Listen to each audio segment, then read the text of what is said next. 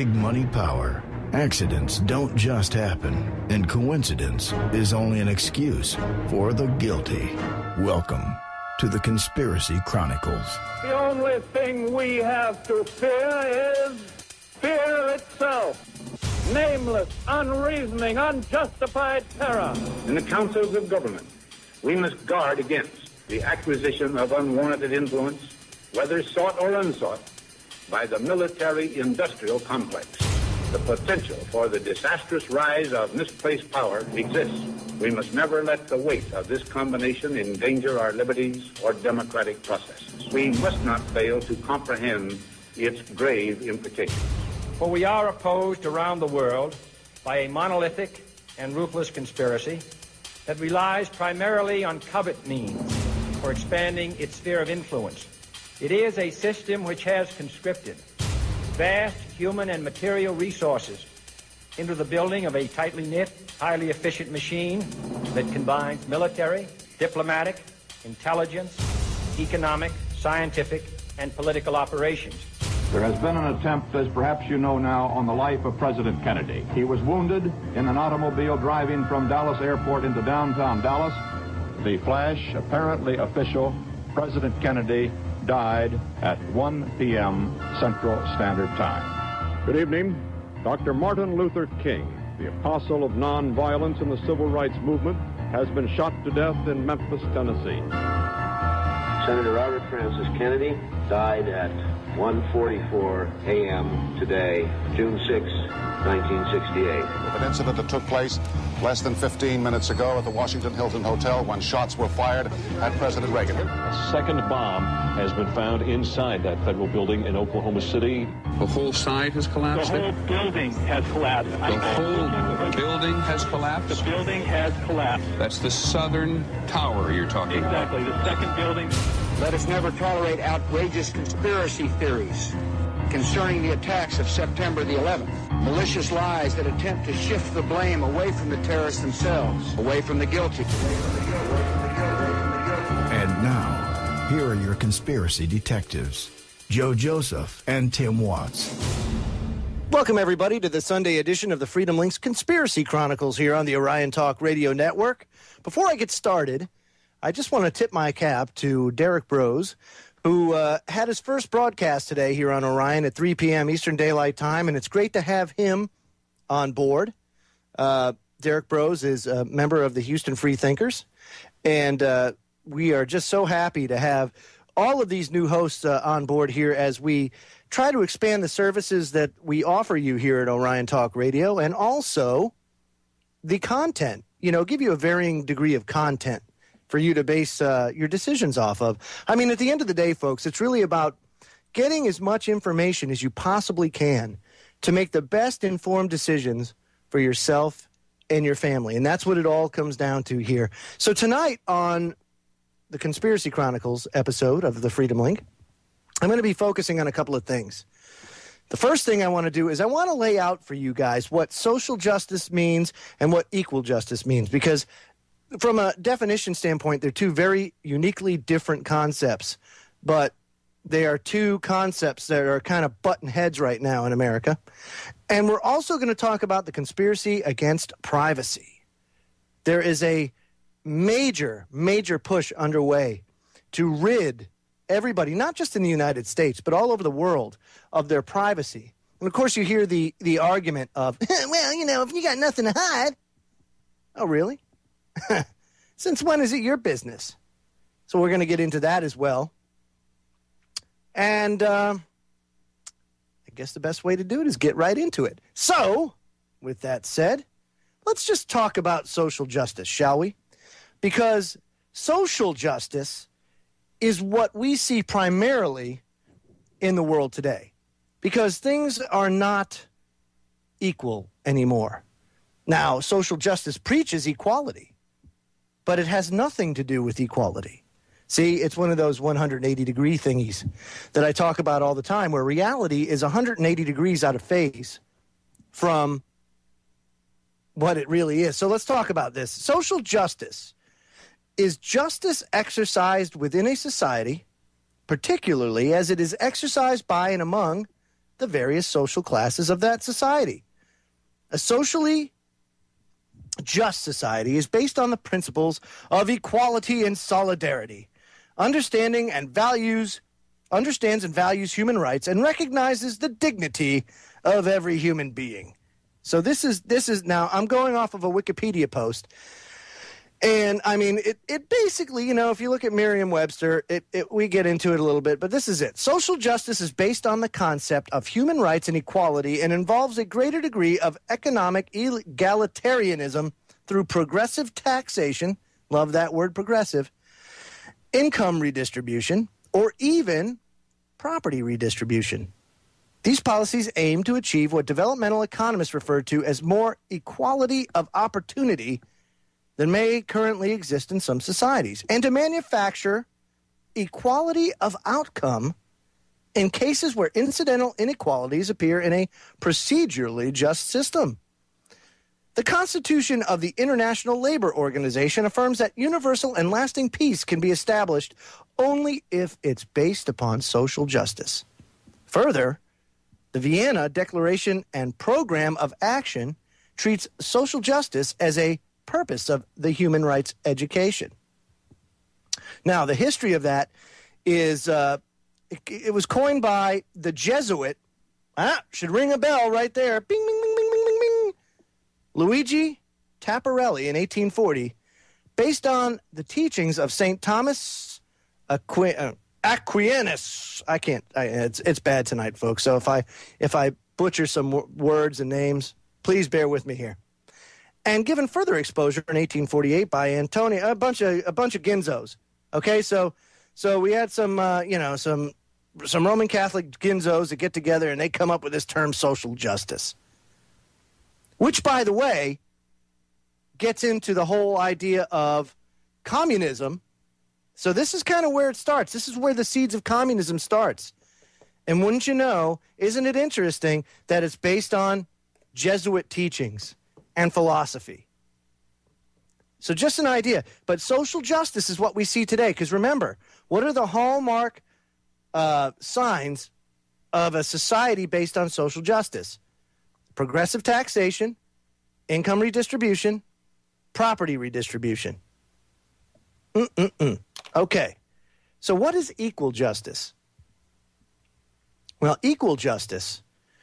Now, you see this phrase on the Supreme Court building. Equal justice under the law. That is where the United States was founded, on this principle of equal justice under the law. Now, let me tell you what that means. Equal justice under the law, of course, is a free market principle. Okay, government must treat everyone equally, neither rewarding failure nor punishing success. The law cannot reward one person or industry by granting subsidies, special tax rates, or regulations, while dealing with other people or industries by completely different standards, something that does not happen today. When governments intervene, creating classes of people and businesses who enjoy special rights and privileges not enjoyed by everyone, it undermines the free market, as well as introducing enormous moral hazard. Oh, there's another problem. We see that prevalent today in our society. The temptation to grant special rights and privileges to those who put politicians into office must be fought strenuously in each generation. This is done by, of course, emphasizing the importance of equal justice under the law. This is why I harp this so hard, because we don't live in a society with equal justice. Because if that was the case, then you would be rewarded by your hard work. You would learn from your failures. The auto bailouts would never have happened. The banking bailouts would never have happened. Now, would there be corruption? I'd imagine so. But that is where the justice system falls into place. And if you have a society that's operating correctly, and of course this is almost utopian in thought at this point in time, but if you go by the blueprint that the Founding Fathers put in place, and if you go by the rule of law, the supreme law of the land, which is the Constitution, then you understand that everybody has an equal horse in this. Now, of course, we all have challenges. We all have challenges. You know, even since the dawn of time, no two people are born with the same tools, the same characteristics. They're not dealt the same hand. Life is not about that. So to try and make life something that it's not only complicates things tenfold. We'll be right back after these messages. I'm going to get into a couple of examples here of social justice when we come back from break. So don't go away, folks. This is the Freedom Links Conspiracy Chronicles on the Orion Talk Radio Network. Welcome back, folks. You know, when talking about this, the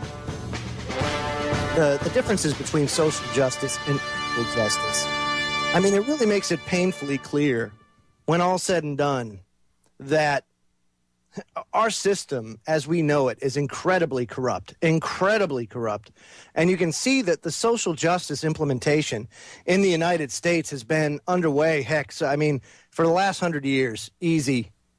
But specifically, it got kicked into high gear with the administration of Franklin Delano Roosevelt. Now, are some of those things, can you say, is there a benefit to it? Well, sure. But anytime you institute a social justice program, a social safety net, if you will, you only open the door for more corruption.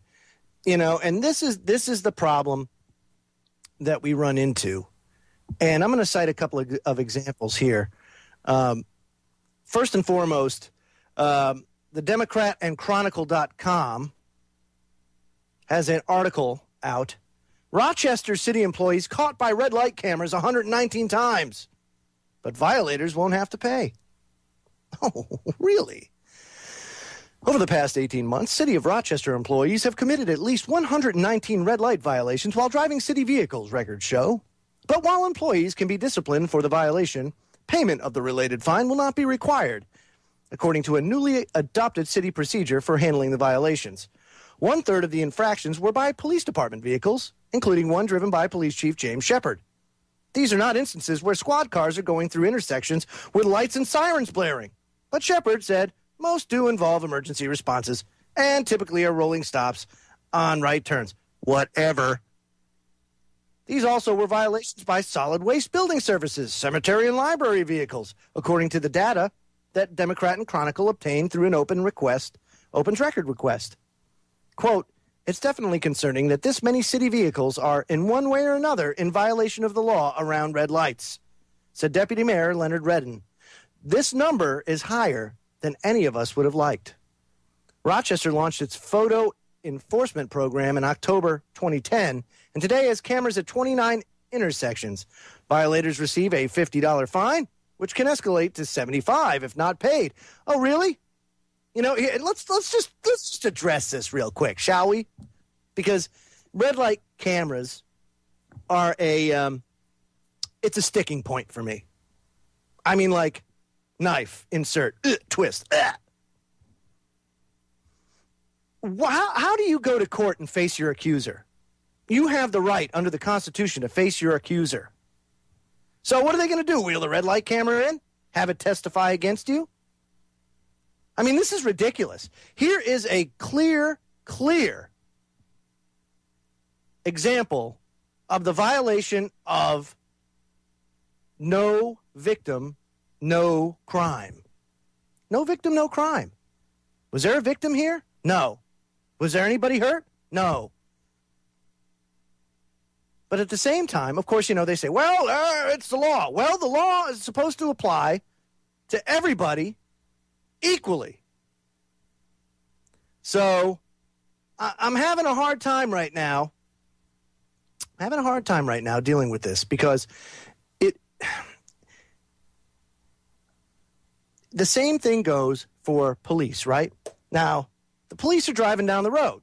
They're on the highway. How many times have you seen a cruiser fly by you on the highway? No lights, no nothing, just them driving down the highway. So basically, I guess because we're all shall we say, responsible citizens, should we not pull them over and ticket them and cite them? I mean, the law is the law, right? After all, I mean, we are all responsible to maintain a lawful order in society. Just because these guys take an oath, which they don't even care about, doesn't make them any more special than you. As a matter of fact, they serve you. Well, to talk about all of this, I have brought on a crack guest here, the one that can definitely shed some light on this, has a wealth of knowledge and expertise, and that is Popeye from FederalJack.com and Down the Rabbit Hole, who you just heard on the program before us. Dude, what say you? You know, down here, first of all, thanks for having me on the show, Joe, and it's a pleasure to be back. Now, down here, we had a judge rule against red light cameras in favor of the, I guess, the defendant, or because the plaintiff would have been the city. So, yeah, I guess she would have been the defendant because she took her red light ticket to court. And under Florida law, because we already have a law here that says that they can't use traffic cameras to issue tickets and speeding tickets and stuff, that the cop has to see you do it. So they get around that by having a cop sit inside of a booth and watch the video feed. Now, sometimes they do it live, and sometimes, most of the time, what they do is they have one of the city officers just sit in a little office, little cubicle somewhere, and, you know, for a couple hours, he'll review these tickets, and they'll say yay or nay. And usually there's a video to go along with the picture. It does still, and it does video capture, so that way they can see if you've stopped for the appropriate amount of time. But a judge, anyway, down here ruled that, I think it was in the city of Aventura, if I remember correctly, ruled that they were illegal and the woman didn't have to pay the ticket. Now, it's interesting because just by that ruling, now a legal precedent has been set, and yet there's still cities all over Florida putting up red light traffic cams. The other day I heard on the news here, one of the local, 610 WIOD, one of the local stations down here in South Florida, they were bragging how Broward County and Miami-Dade County have made millions alone already this year from the red light cameras that they have all over the place. Doesn't surprise me. Do you think they're going to give, I mean, millions and millions, and not like 5 or 6, but I'm talking like $30 or $40 million already. So do you think they're going to give up that added revenue to play with and do whatever they want with, Joe? Well, no, but that's where activism kind of comes in line. Anybody that frequents YouTube, a great channel to go to look at some of the hijinks and some of the effective ways to fight red light cameras, RP4409. I just absolutely love some of that. When you could dress up as an Easter bunny, start dancing, hey, what up, baby? Get on the camera. You know, they got those cameras removed from Arizona. And by the way, the company that they were after, Red Flex, is the same company that runs they do it nationwide. Yeah, they're the ones that still run all the red light traffic cams. So it's the same company. So if they can beat them there, we can beat them elsewhere. Oh, absolutely. But, I mean, they go out dressed as Santa Claus or the Easter Bunny. They put the freaking papier-mâché egg over top of it and all that kind of stuff. But remember, folks, we have the power. Again, this is the thing that people need to understand, is that we have the power. There's nothing that makes these police officers special. They're not special. All they said is, well, we're going to make the sacrifice, if you want to call it that these days, but that's what it's supposed to be.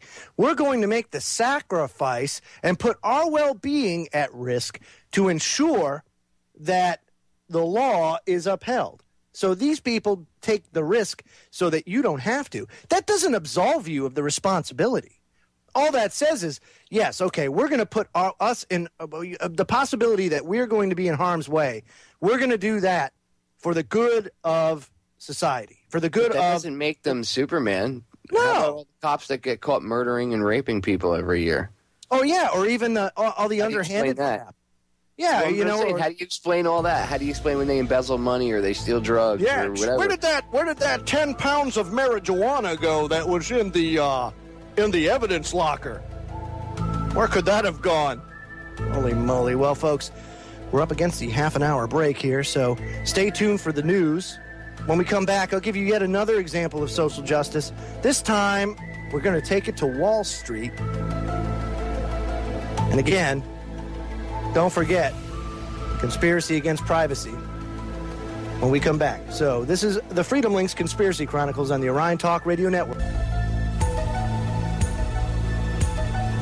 I just want to thank all of you that have taken the time to email me. And gosh, I mean, I definitely, I take the time to respond to everybody. Sometimes it's a daunting task, but I do so. And specifically, Jason, Kathy, Gene, thank you so much for all the news and the stuff you've been sending to me. It's very, very helpful. Believe me, there's not enough time in a day to actually go and research everything like that. So I depend heavily on listeners sending me news tips and things like that. I couldn't do it without you guys. So just understand that my a tip of the cap to you guys as well.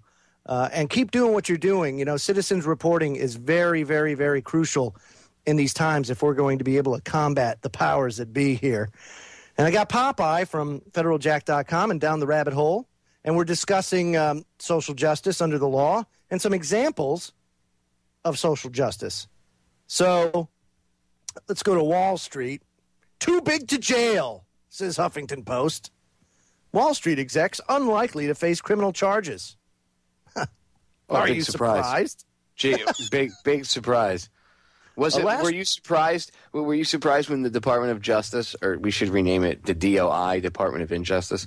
But yes, the Department of Injustice. Were you surprised when they said, we're not going to go after Goldman Sachs, or we're not going to go after what's the other one? MF Global. Yeah, they didn't do anything. Yeah. We're not going to go after them. So I mean, are you surprised at all? You know what they say? They say, well, that Corzine, he's ruined, because he's going to be facing civil lawsuits and everything. Baloney. But they want to come after your guns because you could possibly do something bad, even though they have criminals right in their midst. But, hey, they're not going to do anything about it. That's right. No, absolutely. It says a last-ditch effort by federal and state law enforcement authorities to hold Wall Street accountable for nearly bringing down the U.S. economy is unlikely to lead to any criminal charges against big bank execs, according to a source close to the investigation. Barring a Hail Mary pass, said the source, who spoke on the condition of anonymity, because the investigation is still ongoing, the members of a task force President Barack Obama formed in January to investigate fraud in the residential mortgage bond industry will instead most likely bring civil lawsuits against some of the banks involved, though it isn't clear when these cases might come. That means any penalty for those accused of fraud or other misconduct would be measured in dollars, not jail term. And here's the thing, with our burgeoning prison industry and everything else. That's bullshit? Can I just bullshit flag right but I think that they can make license plates just as good as anybody else. But see, here's my problem. They pay. If they control the money, right? They have all this insider information, so they have like billions and billions of dollars they've stolen. Do you think they give a shit about a couple, even if it's a couple $1 million fine? Do you think they really care? That's pocket change to them. They'll make it back. No, think about all the offshore accounts that these bungholes have. I mean, I've seen instances where you're talking trillions of dollars stored away in these offshore accounts and offshore sites. And that's all they do is they loot and plunder the American public, the world in general. And they put it in these offshore accounts, and that's where they are. So what? Couple $1 billion fine, or we got to pay out some lawsuits or whatever. Okay, no problem. Big deal, and I'll get back to work looting and plundering with our next scheme or whatever's going to come up. But the fact of the matter is there is no equal justice under the law, because I guarantee you this: if you did it, you'd be in the hoosegow. Because this is done under Uniform Commercial Code, Joe. This isn't done under natural law or even the law of the land, which is what the Constitution is. This is all done under Admiralty law and UCC. So this doesn't, they don't benefit you. Did you see the story about the cop getting fired from the NYPD because they had a ticket quota and he refused to go out and issue tickets to people that didn't? Yeah, actually a good cop, right? Didn't want to issue tickets to people that didn't deserve it. So he was being yelled at and threatened with his job. So he went out and started issuing tickets to people that were already dead. And then he got caught, and they fired him for it. And they made a big deal about, we can't have that kind of stuff, blah. And it's like, dude, are you looking at what you're making this guy? He's got a quota. One good cop stands up to it and says, no, I don't want to be a revenue generator. And what does he do? He gets threatened. So he's like, well, what do I do? He tries to find a happy medium, and he gets fired because of the happy medium. I mean, this is the one time I actually will say, I always poo-poo bad cops, and it's a rarity nowadays. You get to point out a good cop. So I figured I would just bring that up. But, I mean, look, all they want to do is revenue generate. And then when you don't revenue generate for them, what happens, dude? You don't have the power just because you have a badge or a uniform on. That can get taken away from you, in the blink of an eye, and it's over. And then you're just like the rest of us. Slaves. No, you're absolutely right, dude. So, I mean, we have many, many examples of this social justice and just what it means. I mean, look at Fast and Furious. Now, of course, they're trying to deflect attention away from Eric Holder as the Mexican government has made an arrest in Fast and Furious and the murder. But they don't ever go into detail about why that happened or how these drug cartels came about getting these weapons in the first place. Or because about the fact that Fast and Furious was more than just framing the Second Amendment, but it was actually keeping the CIA flow of drugs and having control over it. It was pretty much the CIA teaming up with the Sinaloa cartel to make sure that they got the drug flow, and that things flowed through Mexico without a problem. And then they were helping them go after the other cartels, even though one of the cartels we helped create, the ones that were former paramilitary and now they're running around killing people. I forget which one they are, but Los Zetas, I think it is.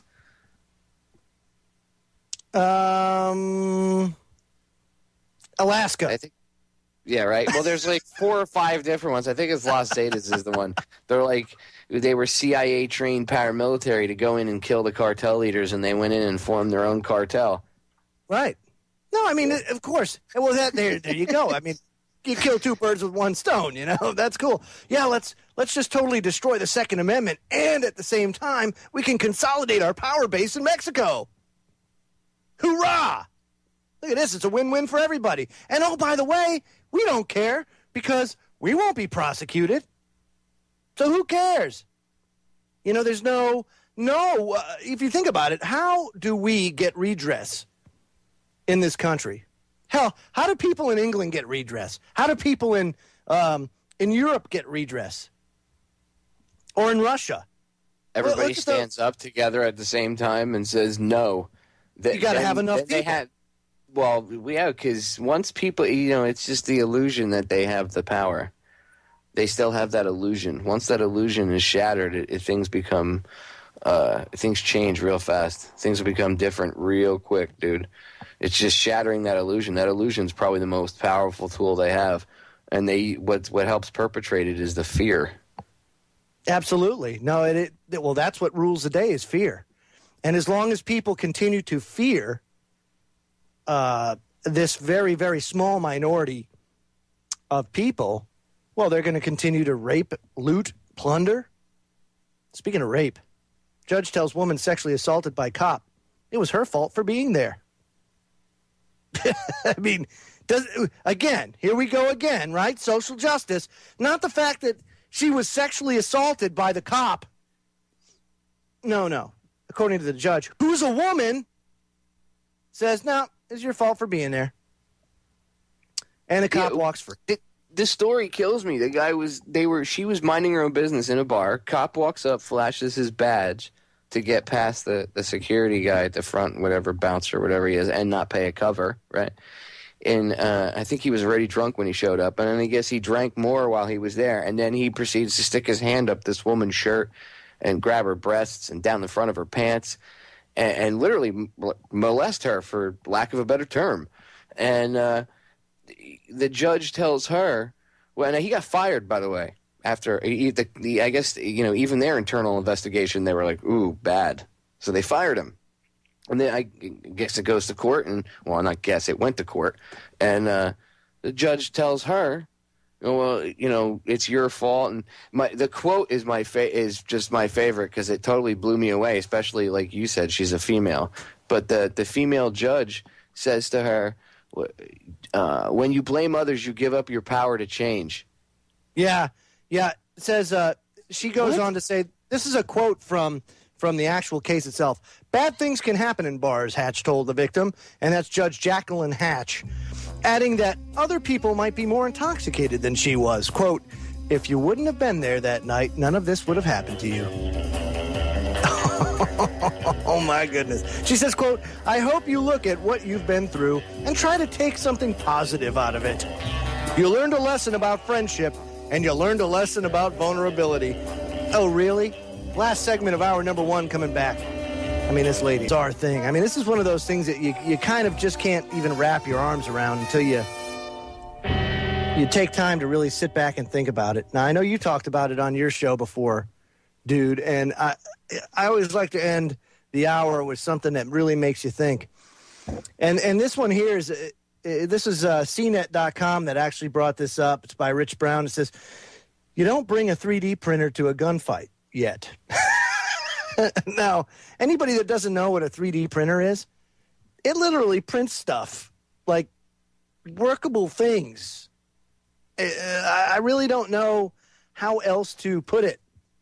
So I want to go through this a little bit so you guys understand. But, I mean, this really puts a whole new spin on everything. I'd have to imagine, dude, that the government has to be crapping in their britches over these 3D printers because when I talked about this, I had last time I had Nathan Fraser on, we discussed this, and it was, I don't know, like a month ago, and I brought this up to him because we were talking about it during one of the breaks, and I said to him, dude, that's like pretty much gonna, throw copyright law on its head. And he's like, oh yeah, this is gonna just add a whole new dimension to it. I mean, think about that, Joe.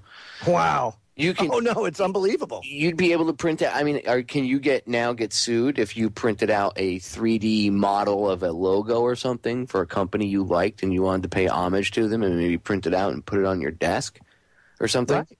And it doesn't stop there. Then it goes to guns. What happens if you see a gun online that you like? Well, especially since a lot of the guns these days that are being manufactured are polymer-based. So, I mean, But it says, welcome to the dark side of 3D printing. The hobby is best known for creating colorful toys and trinkets. But some enthusiasts are working on design files that would allow anyone to print a working gun. These don't exist yet, but some believe it's only a matter of time. Why would a 3D printed gun be so appealing? For one, it could be potentially very cheap. You can buy a pre-assembled 3D printer for about $500. A spool of ABS plastic to print with goes for $50. And depending on where you shop, you can buy a 38 special, you can buy 38 special ammo for about 30 cents a round. The plans will undoubtedly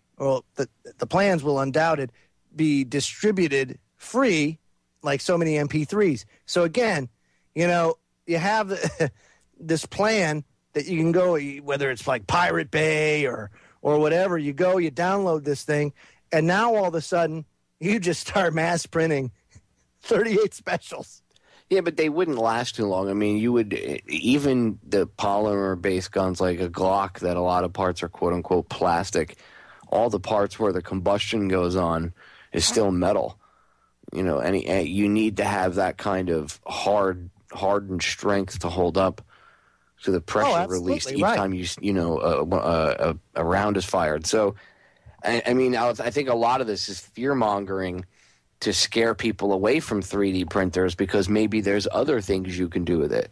Oh, yeah. Well, look, just think about, like you were saying about copyright. I mean, this puts a whole new thing on copyright because all of a sudden, why go buy the toy when you can print it?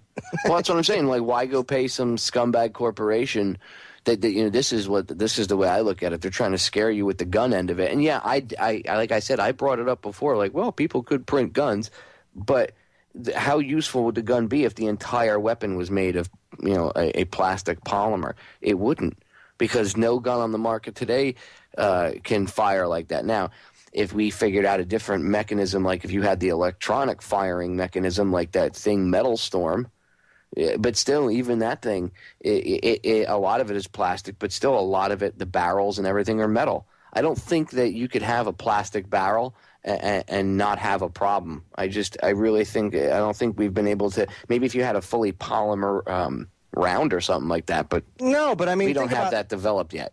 No, of course not. And you know what you could do too is, you know, you can print lower receivers because most of those are polymer anyway. You could probably print like stocks. Like it would kill the accessories community. Oh. That's what I'm saying. They demonize these things, the printers, because can you imagine, Joe, you're sitting around and you're like, do I want to spend $350 on some hand grip?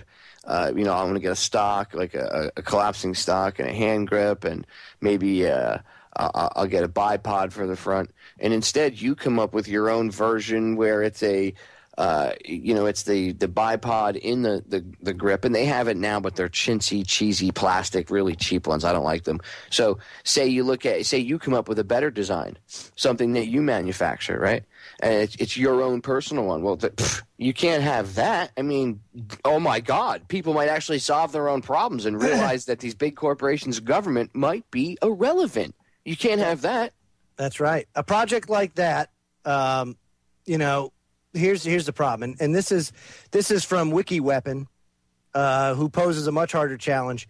They say that the problem, and they echo your sentiment here, the problem is that even the strongest 3D printable thermoplastic currently available for the FDM process doesn't have half the tensile strength needed to withstand the 24,000 PSI maximum allowed chamber pressure of the 22 long rifle round. And that's a 22. Exactly. As such, yes, a 100% 3D gun made on a rep wrap or compatible printer could certainly go bang, but even with a barrel of large enough diameter to keep it from exploding, there would be so much deformation in the bore that most of the available energy would be sapped by gas leakage around the projectile. In the end, you'd have a smoking charred crater left for a barrel bore after a single shot. So, yeah, that is the problem. But like you said, in terms of copyright, this is huge because all of a sudden, the plastic mag pull, say like a 100-round mag pull drum for say like a 22, like a Ruger Mini 14, something like that. Now all of a sudden you can print it. You can print all the parts, put it together, boom, you're done. Yeah, I mean, the only thing that I want to know is this stuff, like for springs and stuff, does it have the tensile strength to even handle and stack up to that or no? Because, I mean, it's not really the metal that gives the spring its strength. It's the coil, the shape that it's actually in. So, sure. I mean, I know there are polymers out there that they're working with, but I don't know if that stuff's actually available to the general public. So guns, certain accessories, like even the bipod thing, as I was saying it, I was even thinking, springs, metal pieces, I don't know. There's certain things. It would have to be solid plastic for right now anyway. But there is certain things that you could probably print out that would you could get away with. I mean, as long as it didn't have to have any metal parts. I mean, there are certain things. Again, even logos. What if you wanted to just print up a logo or something, like a 3D logo of an image you saw? Or you see a picture. What about if you just grab a Google search image and you put that in and it renders a 3D rendition, even if it's not operable, just a solid 3D rendition of that image? Can you copyright that image? Can you claim, oh my God, that's my image, rendered in 3D on plastic? Now, can you copyright that? It really opens up a whole new Pandora's box. And I honestly have a big issue with that whole copyright thing. I think it's really misused and abused, and it goes after the wrong people. I mean, there is such a thing as fair use. And nothing for nothing, but a lot of these quote-unquote artists that release things, and then they file copyright claims against people for using pieces of their stuff to do other things. I think it's really pathetic because imitation is the sincerest form of flattery, and if someone actually uses your work, and they're not, I mean, even if they're ripping on you, whatever, take it like a man. But if someone uses your stuff and changes a little bit and adds to it, that falls under fair use. And you shouldn't be able to go after people for that stuff. I mean, that's how remixes were born and all this other stuff. I mean, do we not want to, like, celebrate the good things of human creation? No, let's just lock everything down. Yeah, I know, but that the human condition is such that they don't like that stuff. And the law is on the side of, is against the side of those that wish to print these things, because you got the 1934 National Firearms Act, you got the 1968 Gun Control Act, and then you take that with other federal regulations, and then you layer the state and local laws on top of that, and then, you know, the legal obligation of the home gunsmith, if you will, is extremely burdensome to say the least. So, you know, is it worth the risk of even doing that and bringing about your, you know, this kind of thing? Dude, you know what kind of attention you bring yourself to by printing a 3D gun? You'd be the first douchebag that did it, and then guess what happens? Oh, they're going to demonize the ATF up your ass. They're going to demonize it. And then you're going to have that ATF agent. Remember the guy that said that airsoft rifles could be modified to shoot real ammunition? That kills me. It's like, really? You really think plastic is going to hold up well with a 223 round flying down the board? Of course not. No, of course not. But I mean, you could get a barrel made, you know, fairly simple and all that kind of stuff. But you know, after that, when you start looking at all the metal components of it and getting them machined and everything like that, you start to see the price start to trickle up, and then all of a sudden is it really worth your time? I could see you making an airsoft weapon, like a completely... Oh, absolutely. Something like that, maybe. Yeah, that, and then maybe companies like that, that's where the copyright law thing would fall into play. But I think the whole printing your own gun thing, right now, who's to say down in the future, but I think right now it's being overblown to scare the crap out of people. That's right, fear porn at its best. And hour number 1 is done, hour number 2 is on the way, and when we come back, we're going to talk about the Obama administration's war on privacy. You there, dude? Yeah, you're back. Yes, I'm back. As the intro music is playing and everything else, and I'm all ready to go, you know, crack the knuckles, getting ready to get down and dirty, I get the Skype has stopped working. You know what's even worse is I didn't even realize that you were gone. So when it was perfect timing, because just as you dropped out just as you came back in, the intro stopped, and there was only 2 or 3 seconds there. So, well, that's good. Let me get my radio voice back on real quick, folks. Yeah, and don't forget to check out our social media pages such as Facebook, Twitter, and YouTube. You can like us, tweet us, and watch us all just by clicking the links under our social media section on our website, which, by the way, Popeye takes care of. So you want to support that. And the biggest fear that the globalist gangsters have is the truth. So help us spread it far and wide by linking us through our social media pages. Thanks for helping make Orion Talk Radio one of the fastest growing talk radio outlets. And, of course, I have Popeye here, our social media guru, and one that is very, very experienced in the police state, and one that has a lot of knowledge when it comes to the war on privacy. And that's what we're talking about right now. And, of course, Salon.com writes about the Obama administration's war on privacy. But what do you care about privacy? Look, to quote Eric Schmidt from Google, if you're doing something that you don't want people to see, maybe you shouldn't be doing it, right? I mean, I'm just trying to play devil's advocate. Okay, sarcastic comment. That's right. When I want to make hot, sweet love to my wife, I want everybody in on it. Exactly. I mean, are you freaking high? Seriously? Is that the way it's supposed to be? Is that the way it's supposed to work? Now, all of a sudden, there is no privacy in America? Why do you think there's reality television pushed on people so much, or quote-unquote reality television, because it's not really reality television, it's scripted. Yeah. I'm not married to Snooki, you know, so... a lot of those quote-unquote reality TV shows, Joe, have...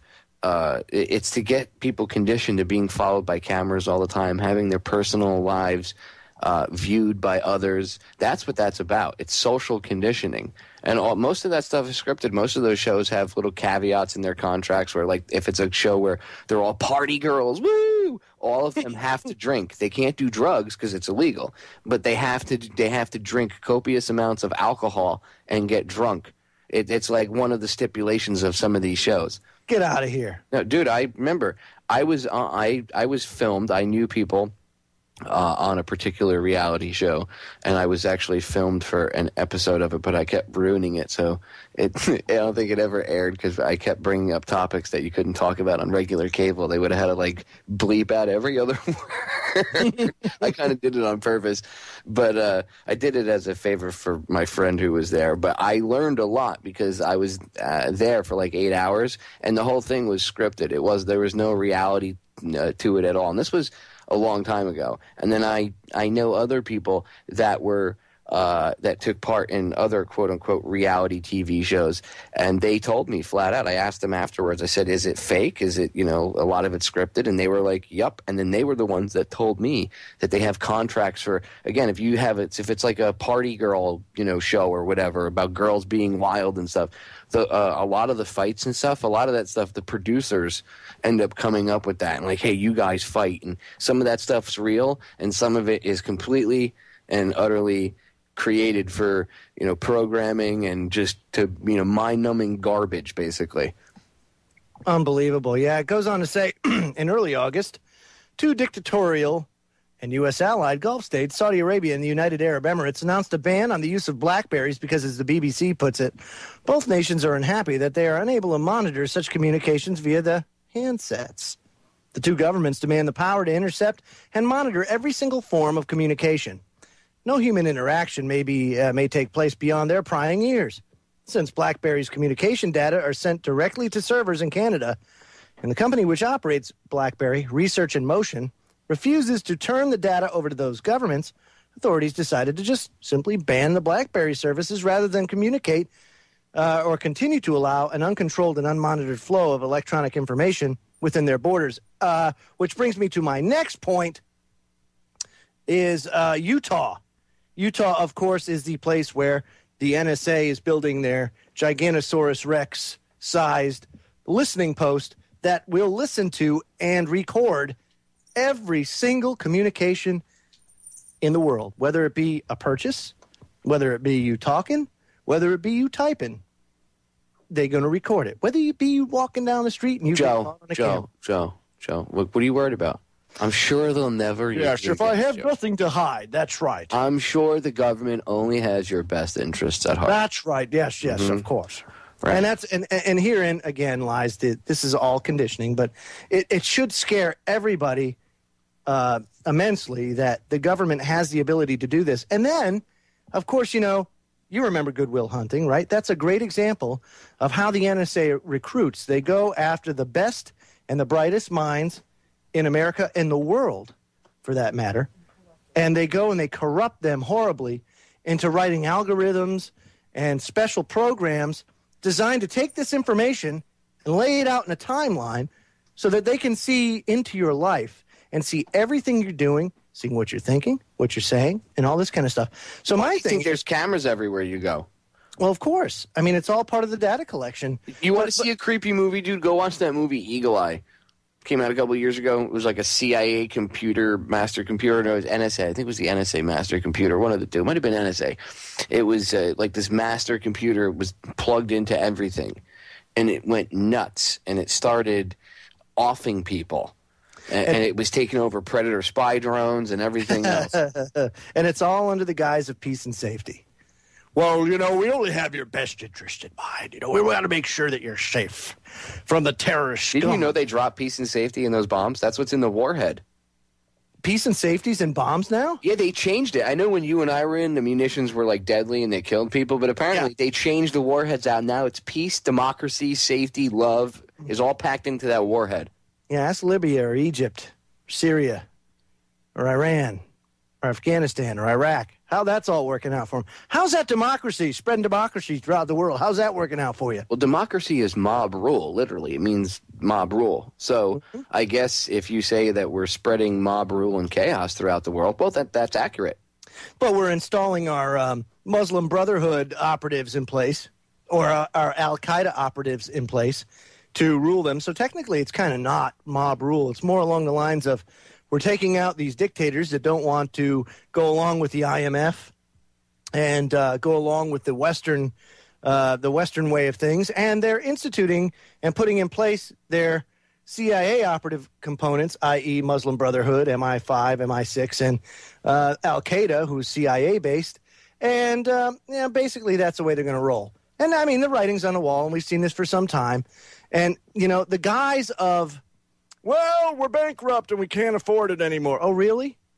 It's funny because I think the CIA and all of these clandestine services are far, far from bankrupt. But let me ask you this. What'd they spend the money on? Where'd a lot of this money go? I know people that we waste a lot of money on bombing shit and, police state, but there's a lot of money that's unaccounted for, okay? And, for instance, $75 billion that the United States Post Office has paid in since, 2007, that they had to start paying 75 years into the future for retirees, for future retirees. That's the Post Office whole reason why they're having financial woes. So they did an audit, and they said, look, we've overpaid by $75 billion. So they actually paid more than that, but they said we overpaid by $75 billion into this account. So we'd like to get our $75 billion back, and that'll help us get our financial house with the post office back in order, because we were fine until you guys came in and dicked with us back in 2007. And you know what the politician said? Well, see, there's a problem, because just like any savings account that you guys have with the United States government, there's always a back door built into it, and they spent everything. So of course. Not only it's like that Dumb and Dumber suitcase. You remember the suitcase that they had full of IOUs at the end of the movie? Mm-hmm. That's a savings account. That's a perfect example of a government savings account. Now think about that, Joe. They overpaid by $75 billion. So how much did they actually pay into this account? Probably more than $100 billion at least, right? At the very least, $75 billion. Where is that $75 billion? Where did it go? That, my friend, is a very, very good question, and one we should explore in a little bit more detail as we come back. So don't go away, everybody. 3 minutes is not a long time to wait, and we'll get into yet more examples of how the government intrudes into your life and privacy. So don't go away. This is the Freedom Links Conspiracy Chronicles.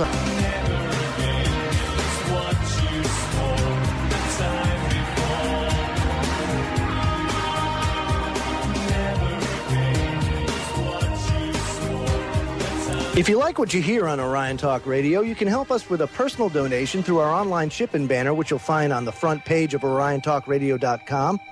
Look for it on our website. It's on the left under the ad banners. Give it a click, and you can help us spread the truth by supporting one of the fastest-growing talk radio outlets in the world.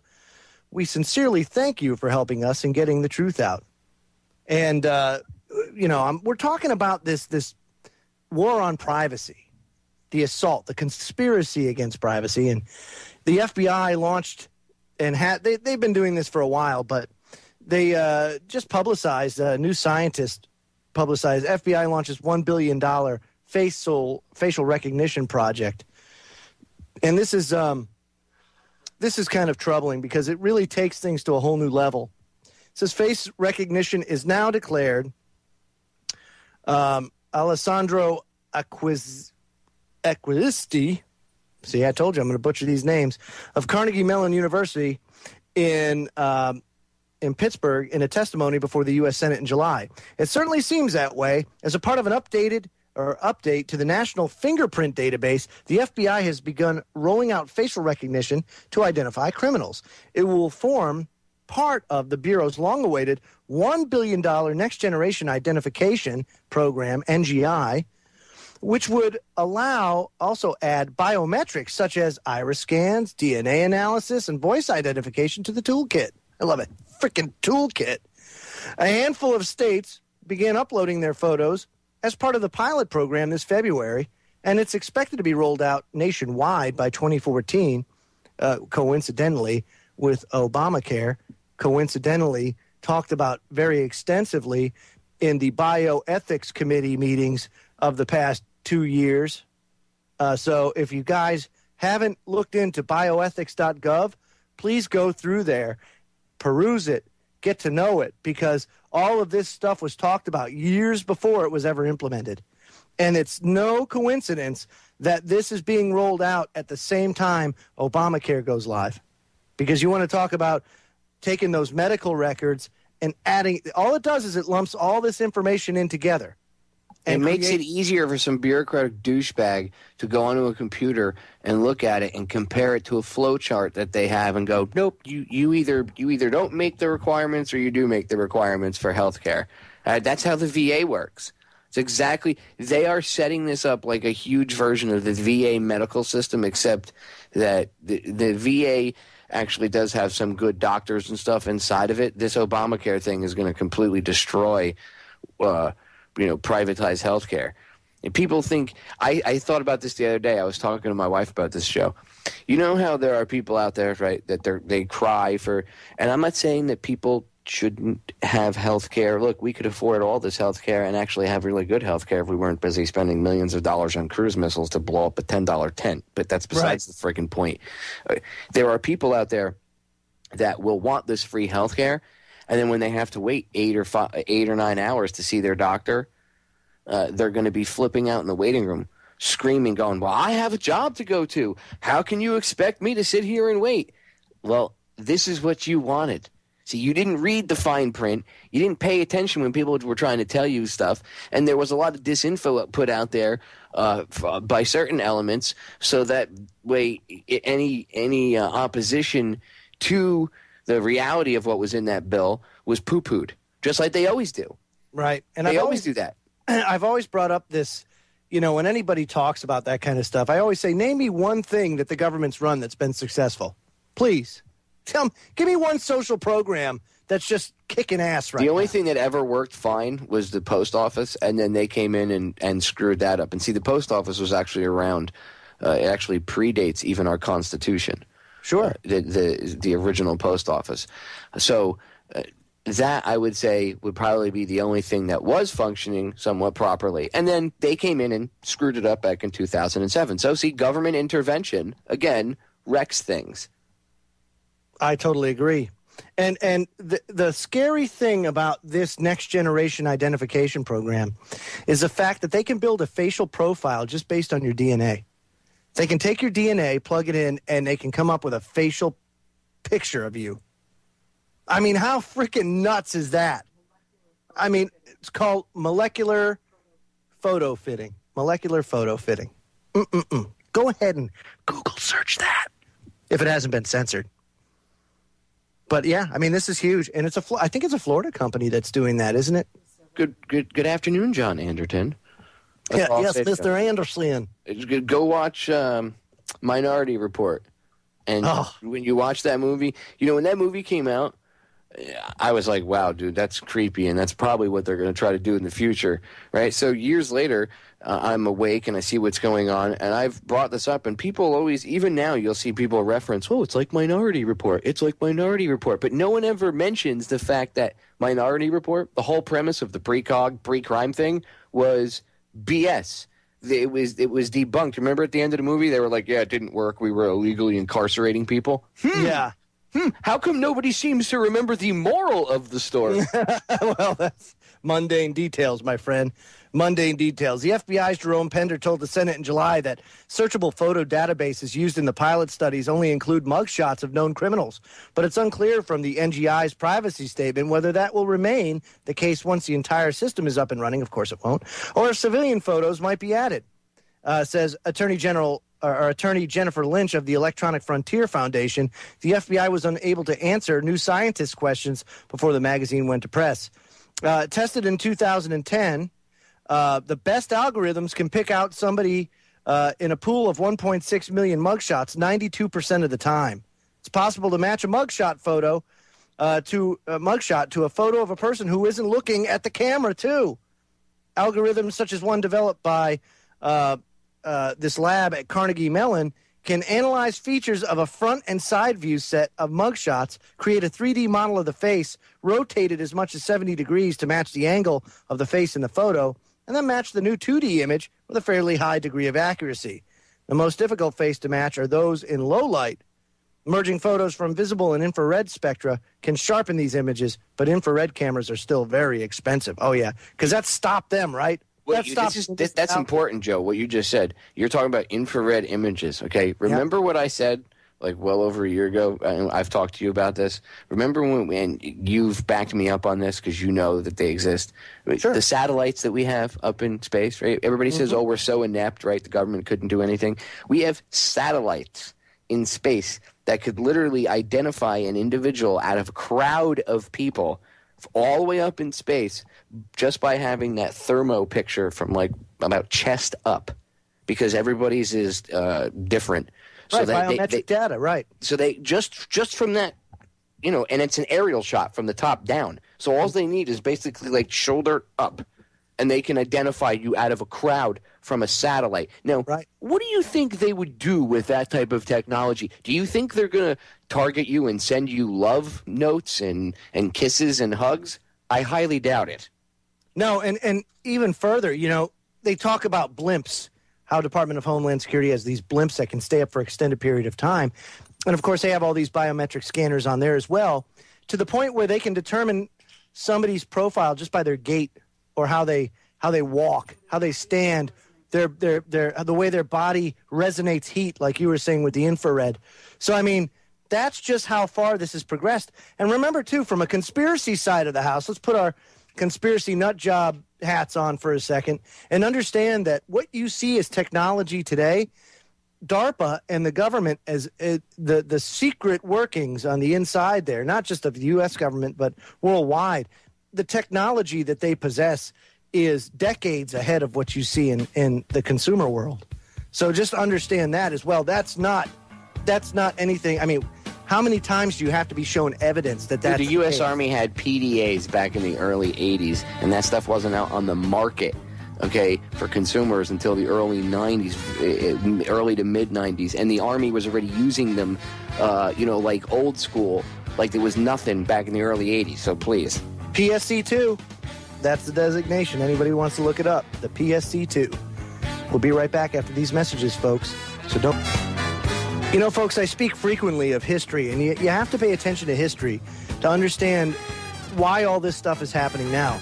And social justice really started kicking into high gear in the United States, you know, in the time of Franklin Delano Roosevelt.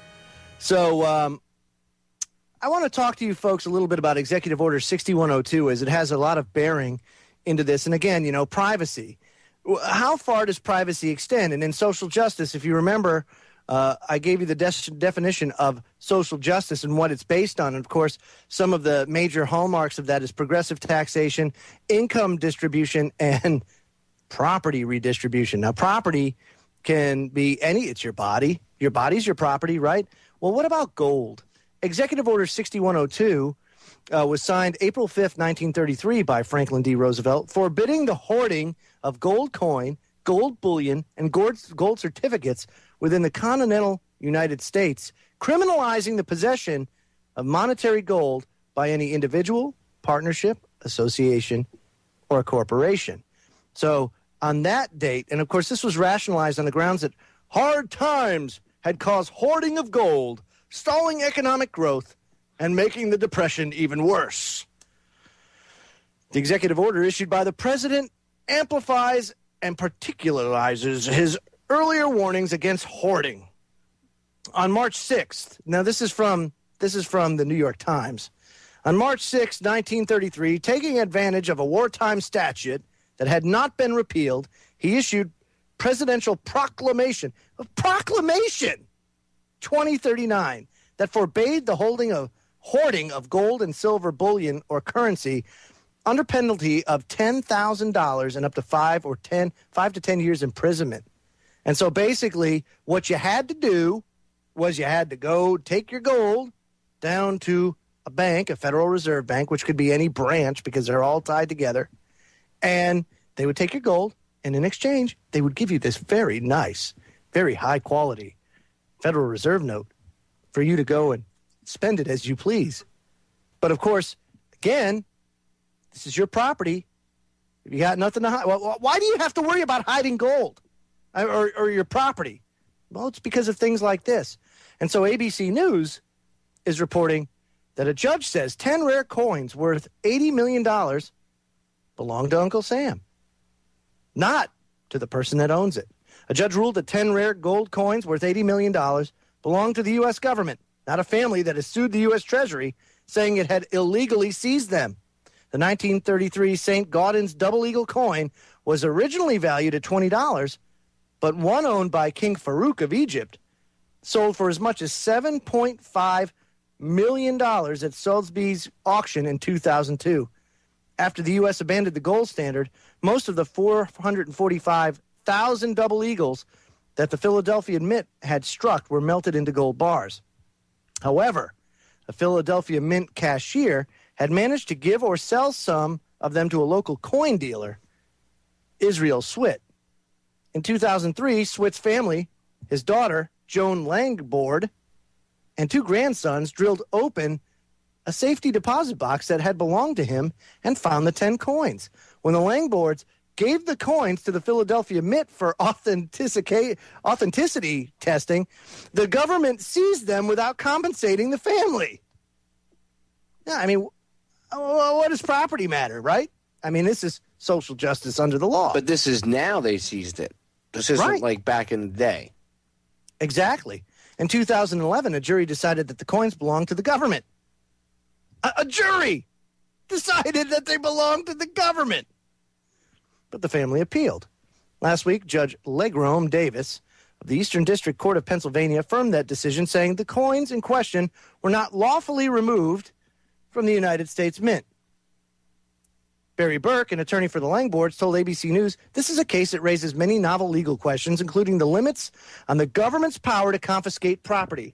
The Langboard family will be filing an appeal and looks forward to addressing these important issues before the Third Circuit. The family said in its suit that in another seizure of the 1933 double eagles, the government split the proceeds with the owner after the coin sold for $7.5 million in 2002. Since when does the government have any sort of power to confiscate property like this? You know, there is one constitutional thing that the government can do, and that is property confiscation. Help me out here, honey. Okay, never mind. What is it? Because I'm dying here. I'm brain dead, Popeye. Well, when the government takes your property, eminent domain? Eminent domain. Thank you very much. Eminent domain. That's horrible. Eminent domain is like that. See, I have a big problem with that, where they go, you know what? We think as the city council that we'd like to put something, you know, like a new highway through here. It would benefit the city. You know what? I know this is your land, Farmer Bob, and this has been in your, family since the founding of this country, but F you and F your family, we're going to take it. And you know what? We're not even going to compensate you anything for it. Well, under the Constitution, they have to give fair market value for that. So that is the only power in the Constitution where the government can seize something. But gold? What the hell does that have to do with? Yeah, but I have a big problem with them even having the power to steal your land. Oh, me too. Me too. I think it's BS. What the F, founding fathers? Yeah, I know. And again, it's just one of those things. But when we talk about that, about the government's ability to seize, let me give you another example, because somebody that I've had on the broadcast before, and I'm going to have on again to talk about this, Bernard von Nothaus, was convicted last year of having of making, possessing, and selling his own coins. And you know why they said it? They said it was counterfeiting because it had similar terms to what is on our current coins. In this case, it had the word liberty. God forbid. I mean, yeah, apparently the United States government owns the term liberty. The FDA owns the word organic, according to them. It's unbelievable. I'm not kidding. I think it was 4409 that actually showed that video, that according to the FDA, and it was on like this application just to be able to sell fruit and vegetables at a roadside stand, it was like, I don't know, 10 or 15 pages thick, this application. It was like the application we filled out for joining the military. It was ridiculous. I was like, where's the security background check, So he's flipping through it, and it says in the paperwork that the FDA owns the rights to the word, quote-unquote, organic. Unbelievable. In November 2007, federal investigators raided Liberty Dollar's headquarters in North Carolina. Von Nothaus developed the Liberty Dollar in 1998 as a, quote, inflation-proof alternative currency to the U.S. dollar, which he claimed has been devalued since the Federal Reserve was established in 1913. All truth. The silver medallions were produced by a private mint in Idaho on behalf of the Evansville-based Liberty Service, which also issued paper notes, the group said, were backed by silver reserves. During the raid, about a dozen agents seized nearly 2 tons of coins that featured the image of Ron Paul, Texas congressman. They also took 500 pounds of silver and 40 to 50 ounces of gold, as was paper currency and other metals. And what really is interesting, according to federal prosecutors, Liberty coins were marked with the dollar sign, the word dollar, USA, Liberty, trust in God, instead of in God we trust, and other features associated with, quote, legitimate U.S. coins. Prosecutors claimed Von Nothaus and Liberty Service had since 1998 been issuing, disseminating, and placing into circulation the Liberty Dollar in all its forms throughout the United States. The goal was to compete with the United States currency. The U.S. is seeking the forfeiture of 16,000 pounds of Liberty Dollar coins and precious metals valued at nearly $7 million. Of course, because that's the way these thugs operate. But if it's not a currency, why do you want to seize it? And how is the guy breaking the law? I mean, if gold, you can, well, what I'm saying is you can't have it both ways. You can't have your cake and eat it too. You can't say the gold is not legal tender, or I shouldn't say tender because that refers to the bill. They don't want to say that gold is a legal form of currency or silver is a legal form of currency, but then they're going to go after this guy for printing gold coins with Ron Paul's face on it. But what law did he break then? He didn't break any law, but it's a play on words is what they're doing. And they're saying, well, because he's got these terms in there, he's counterfeiting. It's a counterfeit operation. Well, okay, so how come Berkshire bucks are being able to be sold up in Massachusetts and used? You know, if that's the case, that's an alternative form of currency that they use up in the Berkshires. How come they haven't confiscated those? Oh, because it's not made of silver or gold. Yeah. Mundane details like that. Folks, we'll be right back. Last segment of the show, we're going to talk drones in the last segment because, you know, of course, they care about your privacy, too. So they want to make sure it's safe. Orion Talk Radio, of course, we welcome Brian Brooks. You guys have now heard Sound of Freedom for a couple of weeks. His show airs weeknights, 7 to 9 p.m. Eastern. Ryan's a U.S. Army vet who found his awakening while serving in Afghanistan. He brings the truth to evening radios throughout the land and on your computer, weeknights from 7 p.m. to 9 p.m. Eastern, right here on the Orion Talk Radio Network. Joe Joseph here, along with Popeye from FederalJack.com. And down the rabbit hole. Yes, that's how they say it in France. Actually, it sounds more like Vichy France. You know? Yeah, down the rabbit hole, yes. And yes, and we're talking about some drones. Because, you know, when we talk about privacy and you talk about drones, it's like oil and water. They just don't mix. There's no privacy when you got drones flying overhead. But again, you know, here's the thing. Are drones bad? Yes. But do they already have the capability to pry into your life from above? Yes. They already do. The problem is now it's being taken to a local level. You see, because now the sheriff or the police chief or anybody else can go and pry into your life with those little those little drones that fly overhead. And, of course, the government has these little drones in the shape of mosquitoes and all that other stuff, too. Just check out DARPA's research on that, and that'll pretty much make the hairs on the back of your neck stand up. There's a prospect that thousands of drones could be patrolling U.S. skies by the end of this decade is raising the specter of a big brother government that peers into backyards and bedrooms. And this is USA Today reporting. The worries began mostly on the political margins, but there are signs that ordinary people are starting to fret that unmanned craft could soon be circling overhead. Dude, did anybody see Terminator? I mean, seriously, dude, at what point in time are we going to get the idea that, okay, you know, you can make these things as sentient and as you take the human factor out of all this stuff, and pretty soon you're going to have a problem on your hands, a big problem. And I know that when these movies were made, it was kind of out of the realm of possibility that, holy crap, the machines could rebel against humanity. But look at how fast technology progresses. You know, when you look at Star Trek of the late 60s, early 70s, and the communicators and the tricorder, you remember that, dude? How that was just like, wow. I mean, that was just the way that we envisioned it. I have a picture that I use in our homeschool co-op for the computer class that I teach of a Rand corporation in the 50s. They'd set up what they envisioned as the home computer in 2004. And it had a ginormous wall unit, probably like the size of it looked like about 12 foot long, about 8 foot high, with a teletype and then a huge TV monitor. And I mean, this thing is just like unbelievably archaic. But you always envision these future things based on what you know or your life experience and what you've experienced at the time or where technology is today. So, you know, they didn't know what cell phones or smartphones were going to be like. But hell, your smartphone has actually more ability than Star Trek's tricorder and communication device combined. And that's only 40 years after they envisioned it. So do you see what I'm saying, how this stuff can get out of control real fast? Smartphones have more power than my PC did, my first computer that I ever had when I got a computer when I was in my late teens.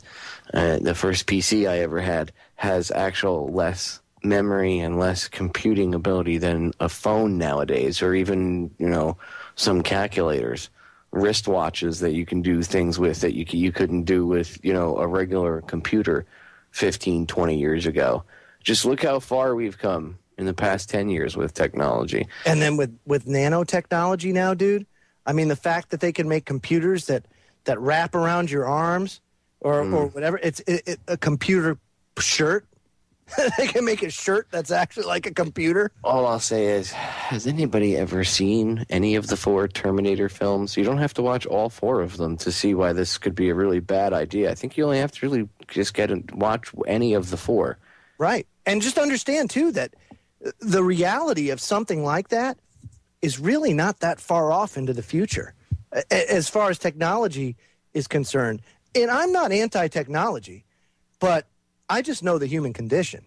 And I understand that there are people out there that will use it for evil purposes, and there are people like us that use it for good purposes.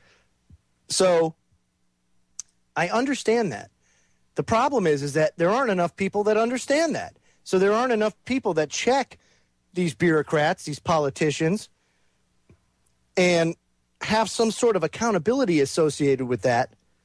And that's why this stuff is spiraling out of control.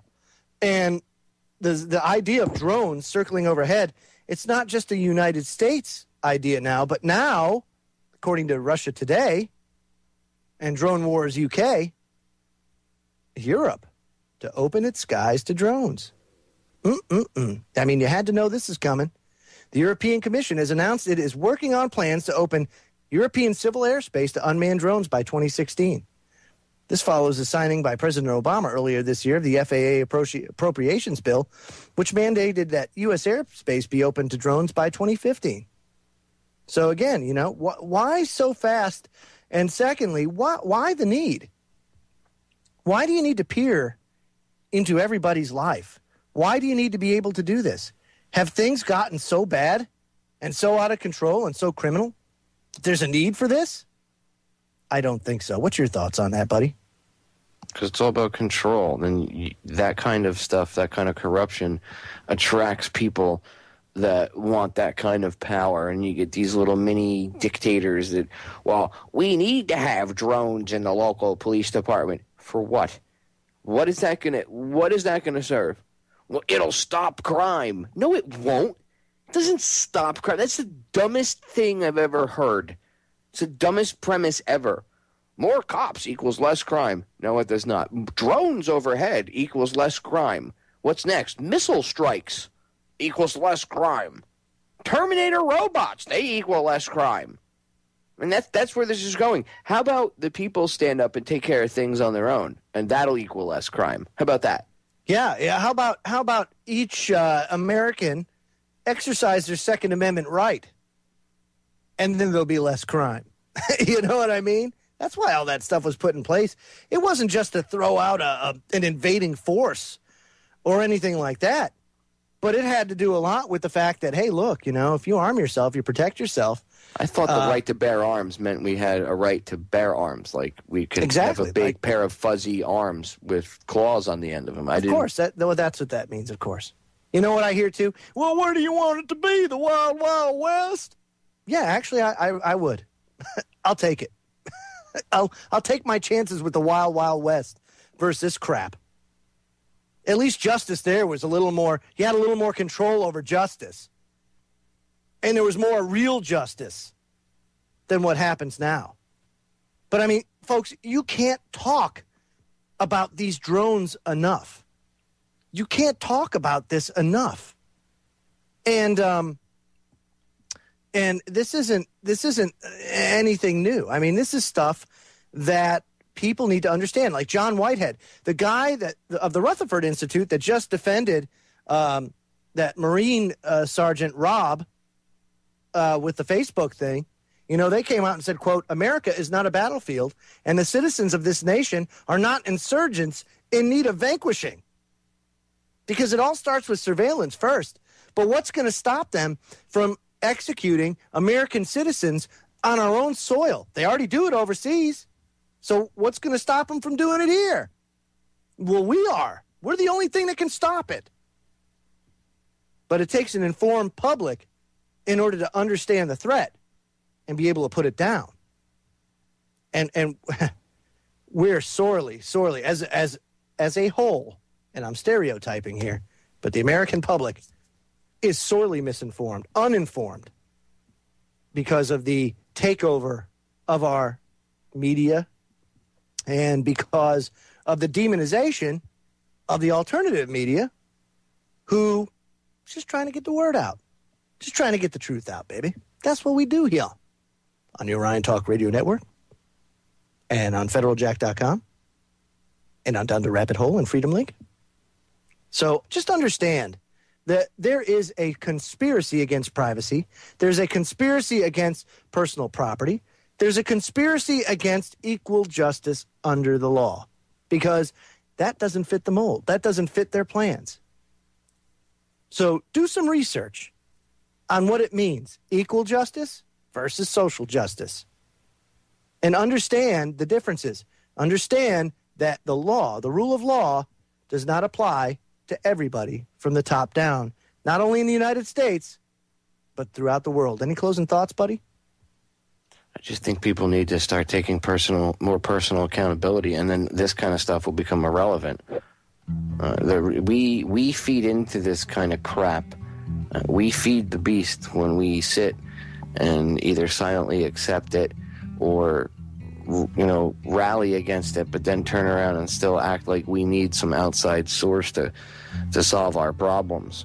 Until we start solving our own problems and we stop looking to outside sources to be our saviors, and we start realizing that it's up to us, we're going to keep going through this cycle of crap. Once people start to have more personal accountability as a whole, things will get better. Fantastic. Well, folks, thanks, dude, for coming out. I really appreciate you talking about the privacy thing. And, folks, don't forget, Tuesday, 10 p.m. Eastern Daylight Time, the Freedom Link takes to the airwaves again. So until then, my friends, Auf Wiedersehen.